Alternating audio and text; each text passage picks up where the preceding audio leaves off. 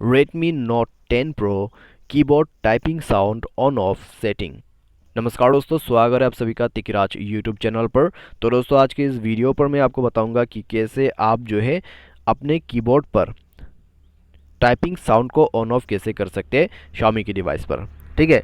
तो आपका जो भी कीबोर्ड है, Xiaomi के कीबोर्ड है या फिर गूगल जो कीबोर्ड आते हैं उसको यूज़ कर रहा है। ठीक है।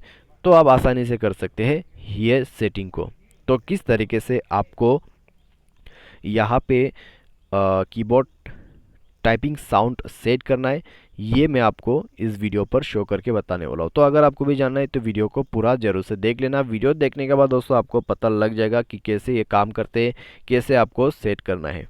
वीडियो शुरू करने से पहले अगर आपने चैनल को सब्सक्राइब नहीं किया है तो सब्सक्राइब करके बेल आइकन को क्लिक जरूर से कर लेना। यदि आप ऑनलाइन पैसा कमाना चाहते हैं तो वीडियो डिस्क्रिप्शन पर आपको लिंक मिल जाएगा, और किसी भी प्रॉब्लम के रिगार्डिंग पर आप हमें ट्विटर पर फॉलो करके मैसेज कर सकते हैं। तो चलिए दोस्तों, वीडियो शुरू करते हैं और देखते हैं यहाँ पर कैसे हमें सेट करना है। तो सबसे पहले हम मैसेज को ओपन करते हैं। मैसेज ओपन करने के बाद दोस्तों इस तरीके का इंटरफेस आपको निकाल लेना होगा। न्यू मैसेज ओपन कर ले।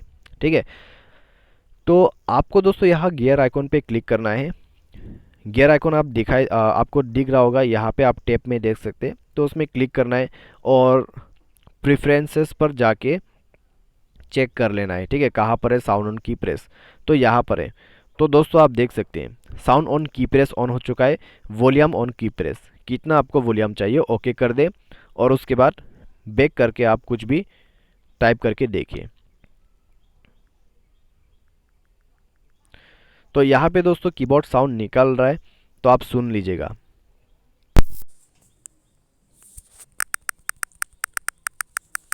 तो दोस्तों यहाँ पे जो आप कीबोर्ड साउंड सेट कर रहे हैं, ठीक है, वो आपके वॉल्यूम के हिसाब से ही आपको सुनाई देगा।